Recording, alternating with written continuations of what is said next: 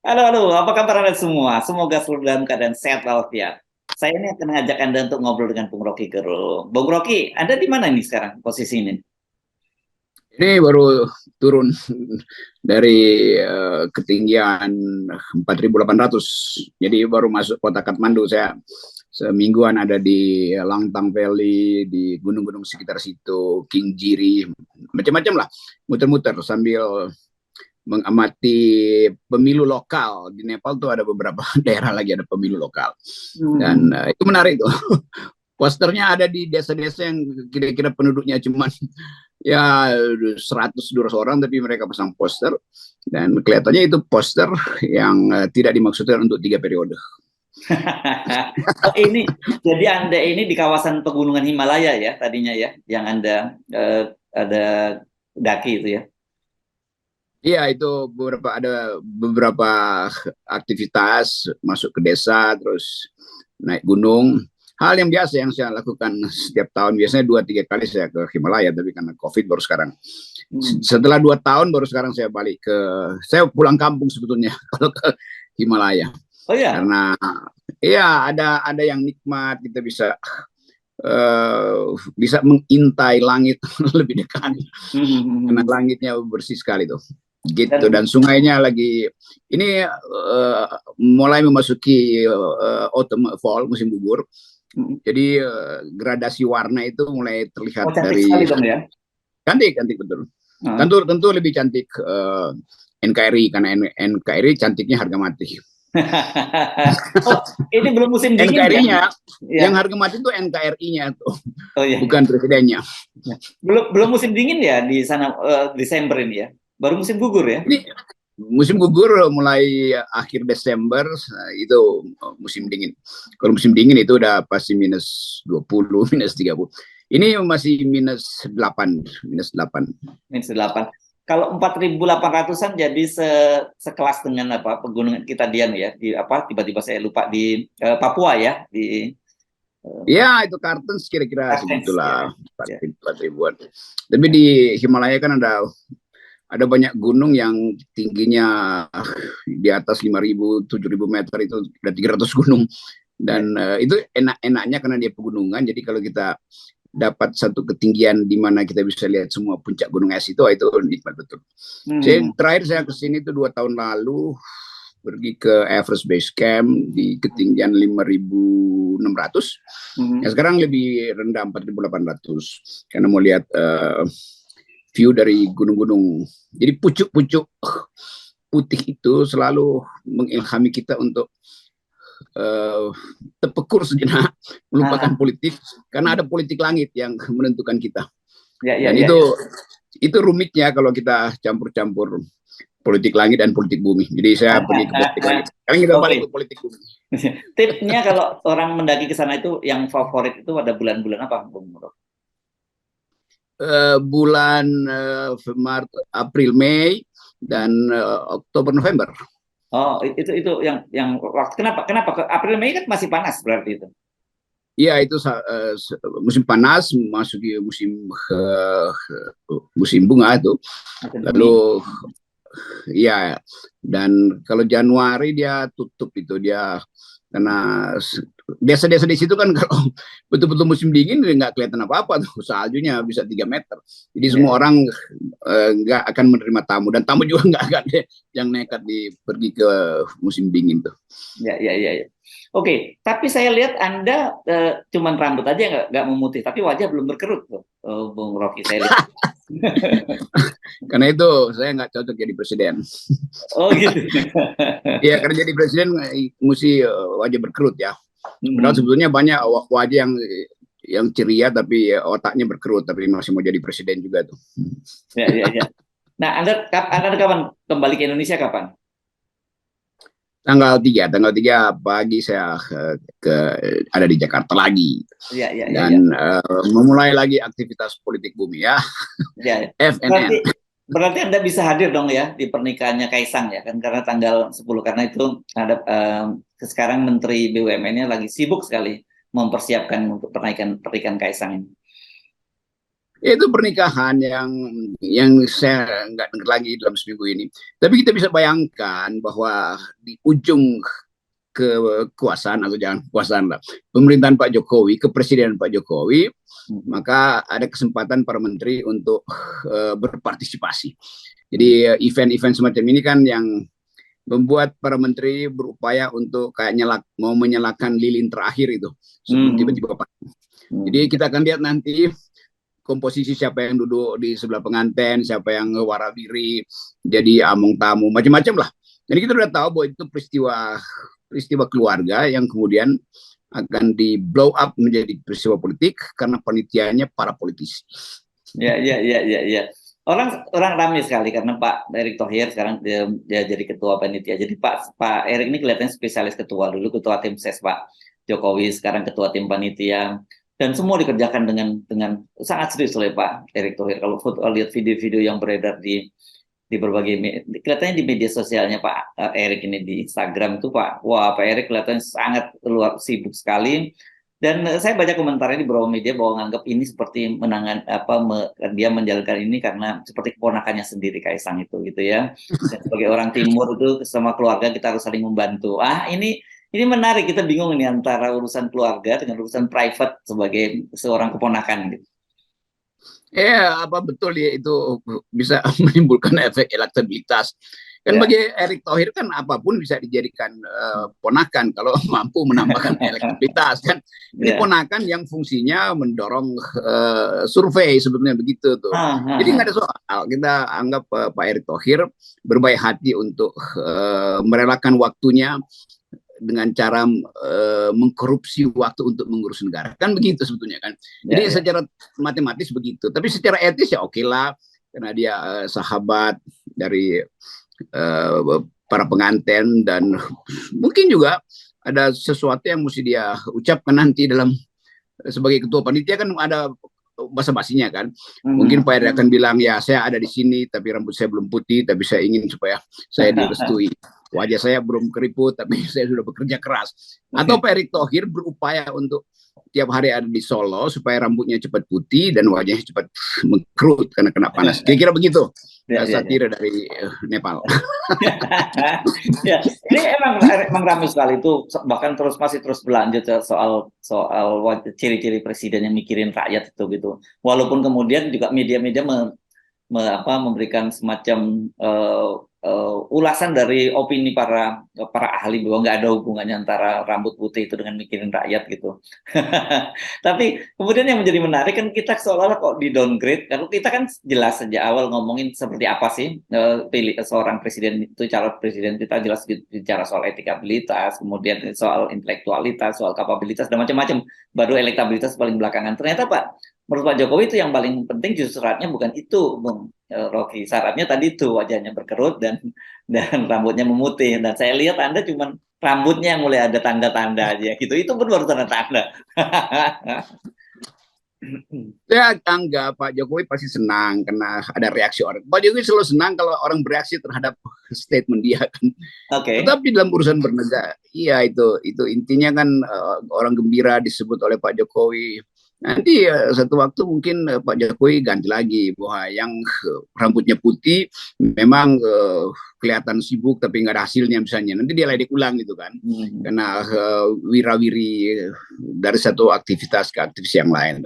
Tapi orang kemudian mau tahu sebetulnya apa yang dimaksud dengan sinyal-sinyal semacam itu. Kan kita udah ada dalam sistem demokrasi yang nanti KPU bilang oke, yang boleh mendaftar betul-betul yang sesuai dengan kriteria Pak Presiden, rambut putih. Lalu karena semuanya datang ke salonnya tutup. Lalu KPU bilang oke batal karena nggak ada yang rambut putih. Jadi sebetulnya gimmick boleh aja Pak Jokowi bikin gimmick. Tetapi itu sekedar menunjukkan bahwa dia cemas karena nggak ada sebetulnya yang dia percaya tuh. Sehingga dia pakai segala macam simbol. Mungkin nanti yang bisa masak nasi goreng ya, itu Ibu Mega senang gitu kan. Jadi hal-hal yang remeh-temeh itu jadi aja permainan politik. Saya lihat di Nepal minggu ini tuh kampanyenya itu kampanye betul-betul mak-mak ikut kampanye dan itu berapi-api tuh. Di lokasi-lokasi lokal itu tuh ada partai komunisnya di situ, ada partai yang seperti saya sebut partai PAN merah tuh, karena seperti lambang PAN tapi merah menyala tuh. Tetapi terlihat bahwa bahkan di Nepal yang sistem politiknya sebetulnya ini kan negara protektorat Cina sebenarnya. Tapi ada kegembiraan, dan kegembiraan itu terlihat bahwa orang otentik tuh ikut kampanye karena berupaya untuk tahu siapa pemimpin lokalnya. Jadi orang saling kenal pemimpin lokal. Nanti posternya pendek-pendek kecil-kecil.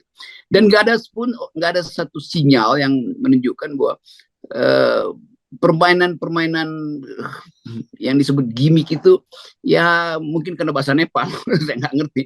Tapi kalau saya lihat bahasa tubuh mereka tuh dia gembira-gembira aja tuh. Jadi sebetulnya politik itu ada bagian yang harus kita rawat dan ada bagian yang boleh kita permainkan. Nah, Pak Jokowi lebih banyak bagian yang dia permainkan itu. Apa perasaan Pak Prabowo misalnya waktu Pak Jokowi menyebut ya yang pantas adalah yang berambut putih.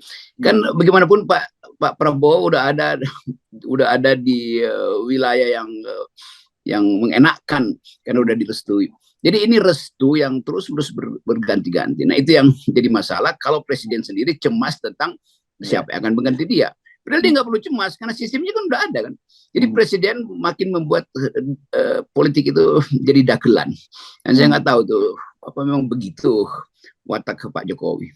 Ya, ya. Tapi kan kemudian orang bertanya-tanya, bagaimanapun juga tetap saja Pak Jokowi itu adalah kader PDIP, petugas partai bahkan sebetulnya Ibu Megawati. Dan di PDIP kan jelas aturan mainnya itu bahwa untuk calon presiden itu menjadi otoritas atau prerogatif dari Ibu Megawati. Tapi Pak Jokowi terus menerus soal ini. Ini kan ini menunjukkan ya ada apa ya? Tentu saja menimbulkan ketegangan antara hubungan Pak Jokowi dengan Ibu Megawati, karena kok Pak masih terus jadi anak nakal terus ya gitu kan. Pak Jokowi pernah begitu menyatakan bahwa dia ini menganggap Ibu Megawati sebagai ibu sendiri dan dia kadang sebagai anak nakal dan bandel gitu. Kalau anak nakal dan bandel masih mending, tapi kalau disebut kekanak-kanakan kan, jadi seperti itu cara yang kekanak-kanakan. Dan tentu Pak Jokowi juga membaca bahwa Ibu Mega nggak punya peralatan untuk menegur dia tuh. Jadi saling pantau dan saling intip, tapi juga saling nyimpan rahasia tuh. Lain kalau Ibu Mega tahu betul bahwa ini anak nakal ini kekanak-kanakan betul tuh, dia diamin aja tuh. Tapi kan Ibu Mega sering berkomentar juga, dan pada saat berkomentar orang lihat bahwa Ibu Mega juga kehilangan grip terhadap partai itu kan. Jadi seolah-olah PDIP partai besar, tapi kepemimpinannya lemah kan. Karena orang mau tunggu sebagai partai besar Ibu Mega punishmentnya apa, baik pada Pak Jokowi maupun pada Ganjar, kan sama aja kan. Ini kan dua kakak beradik yang nakal sebetulnya kan. Ya, jadi kita justru PDIP, saya anggap bahwa Pak Jokowi memang begitu dari awal. Ganjar juga begitu main-main tuh. Tapi Ibu Mega kok mau dipermainkan terlalu lama kan itu kan. Dan yang lucu justru mereka hanya menganggap Jokowi dijebakkan oleh kerumunan-kerumunan relawan segala macam. Iya, tapi Pak Jokowi memang hanya bisa hidup di dalam komunitas yang membuat dia berharu biru, megalomania, kan udah masuk pada megalomania kan, sifat itu. Dan itu yang orang nggak peduli lagi mau bayar berapapun, orang anggap bahwa itu memang kepentingan Pak Jokowi. Jadi kalau PDIP menegur panitia di mana kemarin itu di GBK itu ya apa, cemburu apa?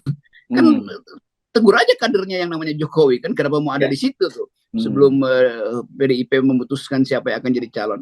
Kan Ibu Mega sendiri pastikan tidak boleh ada yang berkomentar tentang calon, termasuk Pak Jokowi, karena Pak Jokowi adalah anggota PDIP. Kan itu intinya tuh. Jadi persaingan itu sebetulnya memperlihatkan bahwa dua belah pihak, baik Pak Jokowi maupun Ibu Mega, itu nggak punya kemampuan untuk negosiasi, sekaligus nggak punya kemampuan untuk mengajukan kader. Kan Megawati juga, kalau Megawati, Ibu Mega punya kader, ya dia nggak peduli dengan Jokowi. Tapi justru karena dia nggak punya kader, dia cemas dengan gerak kudanya Pak Jokowi. Gerak kuda itu bisa ke kanan, ke Ganjar, ke kiri, ke Pak Prabowo. Dua-duanya Ibu Mega nggak tahu kemana arahnya tuh. Nah, tapi kalau Anda lihat sendiri itu kemarin acara di GBK pekan lalu itu ya, itu lebih pada kegalauan Pak Jokowi. Gitu, karena yang kita bahas sebelumnya bahwa endorsement powernya yang semakin lemah gitu ya, atau itu bagian dari yang memang Pak Jokowi itu merasa kalau perlunya ketemu relawan Dan kemudian itu sebenarnya juga menyiratkan bahwa gerakan 3 periode itu tidak, masih sampai sekarang masih terus jalan. Saya kira Pak Jokowi udah ada pada titik jenuh. Mhm. Orang yang udah jenuh, apapun yang disodorkan pada dia, dia iyain. Mhm. Jadi mental Pak Jokowi udah bisa dipermainkan oleh panitia-panitia, bahkan yang kroco-kroco bisa mempermainkan mental Ya, Pak Jokowi kan. Jadi ya. itu bahayanya kalau pemimpin di ujung kepemimpinannya dia nggak bisa lagi membanggakan apa yang akan dia tinggalkan. Kan satu-satunya yang terus kita bahas adalah obsesi Pak Jokowi untuk bikin IKN. Makin lama makin nggak ada nilainya IKN itu. Mhm. Orang makin anggap ini betul-betul orang nggak punya konsep tuh. Dan yang terakhir apa isunya tuh Pak Soeharto Monoarfa buka rahasia bahwa itu mau diubah undang-undangnya tuh supaya bisa dimiliki. Akhirnya orang ngerti bahwa ya apapun yang dilakukan Pak Jokowi itu artinya dangkal tuh. Hanya demi ibu kota maka Pulau Kalimantan itu dijual. Kan bisa separuh Pulau Kalimantan itu dibeli tuh. Kalau nanti ada greater area of capital city itu Ya. pasti meluas tuh. Jadi tetap di kepala Pak Jokowi itu hanya bangunan tok, nggak ada konsep tentang bernegara. Dia mau pindahin ibu kota negara, tapi dia nggak mengerti apa fungsi pemindahan itu dan apa efeknya bagi masa depan kan. Jadi makin lama makin banyak orang yang awalnya merasa oh itu bagus ibu kota ada simbol. Lama-lama orang anggap memang ini cuma jualan doang tuh. Kalau bisa apapun akan dilakukan supaya ibu kota itu jadi. Dia nggak peduli beban ekonomi, beban psikososial dan beban mental dari mereka yang akan terbebani oleh hutang. Jadi Ya. sekali lagi saya menganggap Pak Jokowi udah nggak punya, pertama endorsement powernya udah nggak ada, kedua konsep dia untuk menyelamatkan ibu kota negara betul-betul udah hilang tuh. Jadi kayak orang panik gitu, lo ambil deh lelang, gua kasih apa aja yang lo mau tuh. Jadi dia lupa bahwa dia tuh kepala negara bukan raja, itu masalahnya. Ya, ya, ya. Jadi kalau soal IKN itu delusi, kalau yang sekarang ini apa? Disorientasi ya? Iya, dia de, debilis itu atau debil tuh. Apa itu? Artinya apa namanya? Debil tuh artinya dungu banget. Karena memang kan dari awal konsep IKN ini justru mungkin di awal Pak Jokowi masih bilang ini demi national pride. Kalau kita bilang demi kebanggaan nasional, ya jangan obral kan sesuatu itu bernilai kalau kita nggak obral. Ya. Justru sekarang bertentangan dengan ide awal. Pak Jokowi bilang demi kebanggaan nasional kita harus punya ibu kota. Loh kok diobral? Jadi murah betul kan? Jadi itu yang akan diingat sejarah bahwa bagian paling buruk dari Pak Jokowi adalah dia ingin memenuhi ambisi dia sendiri dengan menjual negara. Jadi baru sekarang nanti orang akan hal yang hari ini orang akan ingat bahwa ada kepala negara yang menjual negara demi ibu kota negara. Kira-kira begitu judulnya. Oke. Nah, sebelum kita juga bingung dengan apa yang terjadi karena putar-putar di situ, kita mesti akhiri perbincangan ini kita dengan kawal semuanya dengan 0%. Ya, ini harusnya. Okay. Thank you, Oke. Ya.